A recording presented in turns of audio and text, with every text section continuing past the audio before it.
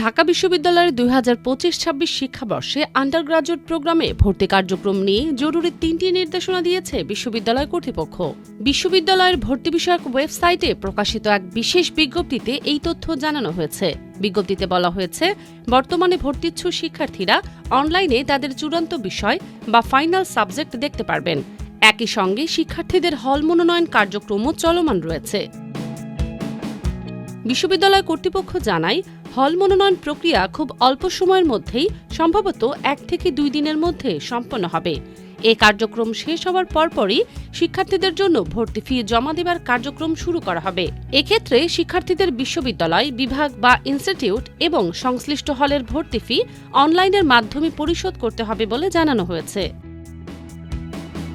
বিজ্ঞপ্তিতে আরও বলা হয়েছে, ভর্তি প্রক্রিয়ার পরবর্তী ধাপগুলো দ্রুত সম্পন্ন করা হবে। তাই সংশ্লিষ্ট সব শিক্ষার্থীকে নিয়মিতভাবে বিশ্ববিদ্যালয়ের ভর্তি সংক্রান্ত ওয়েবসাইটে নজর রাখার জন্য অনুরোধ জানিয়েছে কর্তৃপক্ষ।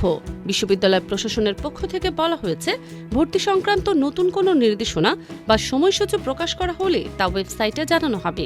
তাই কোনো ধরনের বিভ্রান্তি এড়াতে শিক্ষার্থীদের নির্ধারিত ওয়েবসাইট থেকে সর্বশেষ তথ্য অনুসরণ করার পরামর্শ দেওয়া হয়েছে।